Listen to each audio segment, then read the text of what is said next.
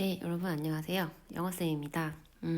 자, 오늘은 저번에 영상을 찍어서 올렸던 그 2022학년도 수특강 영어 3강의 3번 지문을 다시 설명해서 올리려고 해요. 쌤이 다시 한번 들어봤더니 설명에 중원부원이 너무 많고 명확하지가 않고 틀리게 설명한 부분이 있는 것 같아서 다시 설명을 해서 올리기로 했습니다. 그래서 그 전에 설명을 들었던 학생들 가운데 약간 애매모호한 것이 있었다라고 생각이 드는 학생이 있다면 이 지문의 내용에 대해서 정확히 다시 이해하시면 좋겠습니다. 자, 한번 공부를 여러분 해보아서 알겠지만 이 지문은 이러한 시각예술을 우리가 접했을 때 시각예술이 가지고 있는 기본적인 기능이라는 것이 무엇인지에 대해서 설명하는 것으로 첫 번째 문장을 시작하고 있거든요. 그래서 그 시각예술의 하나인 사진의 가장 첫 번째 되는 기능이라는 것은 바로 그것이 다루고 있는 대상을 보여주고 있는 것이다. 사진을 당연히 우리가 봤을 때는 사진이 찍힌 것을 보기 때문에 거기서 이제 우리가 보게 되는 오브젝트라는 것은 그 사진에 담겨 있는 사물이겠죠. 사진의 첫째 가는 기능이 바로 그 사진이 대상으로 삼고 있는 것을 제시하는 것이다 라고 말하는 것은 다소 진부하게 들릴지도 모른다 라는 첫 번째 문장으로 시작하고 있어요. 바로 뒤에서 but이라고 했으니까 첫 번째 줄에서 얘기한 것을 뒤집는, 정말 그런데 과연 우리가 감상하는 그 사진의 대상이 우리가 그것이라고 생각하는 바로 그것이겠냐라는 의문을 제시하고 있는 거죠. 여러분 여기서 해석을 하실 때 여기서 the one이라는 이 대명사, 이 자리에 원래 들어가야 되는 애가 뭐냐, 이런 것도 여러분 해석에 반영하면서 해석을 해줘야 명확하게 해석을 전개해 나가실 수 있습니다. 그래서 어떻게 해석이 될까요? 사진의 대상이라고 우리가 생각하는 것이겠죠, 그죠? 과연 이 사진 예술이라는 것이 오브젝트로 삼고 있는 것이 무엇이냐, 그거 우리 좀 따져보자 라고 지금 얘기하고 있는데요. 우리가 사실 명백하게 알 수 있는 것이 있겠죠. 왜냐하면 우리가 바라보는 시각예술품이 눈앞에 떡하니 있기 때문에 이 저널리스트가 현장에서 가져온 사진을 통해서 우리는 명백히 알 수 있어요. 그죠? 뭘 알 수 있어요? 아, 얘가 지금 자기가 직접 목격한 상황을 우리에게 대상으로 제시하고 있구나, 보여주고 있구나 라는 것을 우리는 그냥 명백하게 알 수 있어요.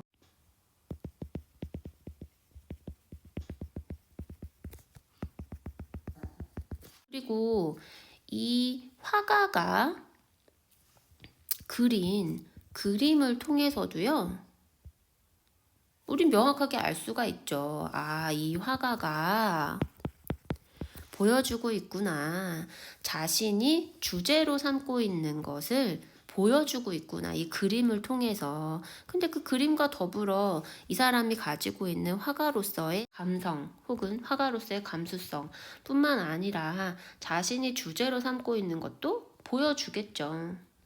그리고 이 영화 감독이 만드는 이 영화를 통해서 이 사람은 보여주고 있는 거죠. 자신의 세계관을 보여주고 있는 거죠. 이 사람이 지금 계속해서 여러분 예를 들어주고 있어요. 그죠? 어떤 예시죠? 아, 사진, 대상으로 삼고 있는 거 우리가 보고 있는 거지. 아, 그림, 회화, 아, 우리가 이 화가가 그려서 보여주고 있는 거 우리가 보고 있는 거지.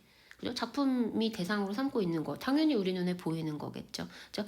이런 사진, 뭐 그림 혹은 영화에서 우리는 당연히 이 시각 예술품들이 우리에게 전달하고자 하는 대상이 무엇인지 명확하게 알 수 있어요. 근데 이 사람이 나는 그런 거 말고 이런 거에 대해서 얘기를 할 거니까 조금 얘기를 더 들어볼 필요가 있는 것이겠죠.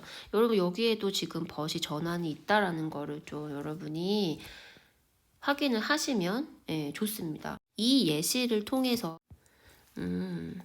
이 열려있는 문 뒤에 여러 가지 차이점이 숨어 있을 수 있다라는 것을 지금 보여주고 있는 건데, 얘네들은 여러분 이 사람 말했더라면 메인띵이 아니어가지고요, 잘 보이지 않는다라는 뜻이에요.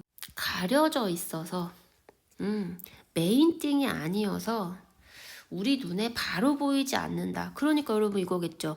너가 그것이라고 생각하지 않는 것일 수 있다. 내가 지금 얘기하고 있는 것은 네가 지금 시각예술에서 당연하게 우리가 누리고 있는, 감상하는 대상이 되고 있는 것이 아닐 수 있어 라는 얘기를 지금 계속 하고 있는 거예요. 일단 여기서 해주시고요. 메인띵이 아니어서 잘 안 보이는 거, 그게 뭘까? 지금 이 사람이 지금 그 뒤에서 얘기하고 있는 겁니다. 사실 그것이 태아나 뭐 영화 같은 경우는 사실 픽셔널한 거죠. 왜냐하면 작가의 상상력의 산물로서 만들어진 것이니까요.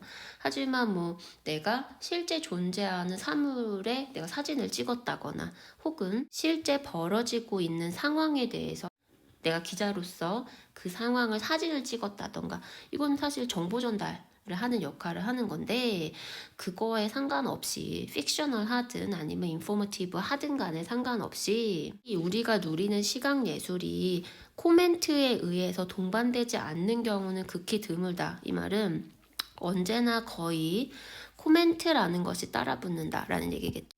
코멘트라는 말이 나왔다는 게 중요합니다. 이거는 여러분 우리가 1차적으로 시각예술을 봤을 때 우리 눈에 들어오는 메인띵은 아닌 거예요. 조그맣게 붙어 있겠죠, 밑에.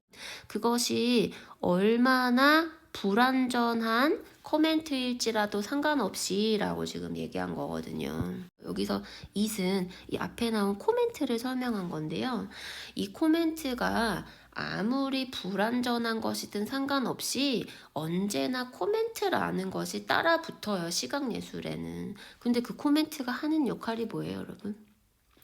네가 지금 감상하고 있는 그 시각예술의 의미, 네가 지금 보고 있는 예술품이 탄생하게 된 맥락적인 배경, 이런 것들을 구체화해주는 코멘트에 의해서 동반되지 않는 경우는 극히 드물다. 메인띵은 아니어서 인컴플리트 할 수는 있으나 언제나 코멘트가 있는데, 얘가 해주는 역할은 그것이 가지고 있는 의미와 맥락을 구체화해주는 역할을 한다. 여기 지금 좌우에 콤마가 지금 들어가 있으니까요, 여러분. 잘 안 보이시나요? 여기 지금 콤마가 들어가 있으니까 얘는 일단 없다고 생각을 먼저 하시고, 문장을 정리할 때 specifies의 주어를 찾으면 여러분이 코멘트가 나올 겁니다. 그래서 여기는 관계대명사 대시나 which, 선행사가 사물일 때 사용할 수 있는 주격관계대명사 아무거나 다 써주시면 됩니다. 왜냐면 이 앞에 maybe 앞에 콤마가 있는 것은요, 내가 관계대명사의 용법을 한정적 용법에서 계속적 용법으로 바꾸기 위해서 써놓은 콤마가 아니에요. However incomplete it may be 라는 절을 내가 추가해서 넣기 위해서 좌우로 콤마를 넣고 넣은 거기 때문에 이거는 관계대명사와는 상관이 없습니다. 대신나 which 다 가능하다. 그래서 해석은 코멘트를 수식하는 기능을 해야 한다 라는 식으로 여러분이 정리를 하셔야 합니다. 그 예술 작품의 미닝이나 컨텍스트를 구체화해 보여주는 코멘트에 의해서 동반되지 않는 경우는 극히 드무니, 이것을 통해서 우리가 이 작품이 오브젝트로 삼고 있는 것이 과연 그것이 보여주는 대상일 뿐인지 아니면 그 뒤에 숨겨진 뭔가가 더 있는지 우리가 따져봐야 한다 라는 식으로 이 지문의 내용을 정리해 주시면 이해가 되실 겁니다. 네, 여기까지 3번 지문 A였습니다. 여러분 죄송합니다.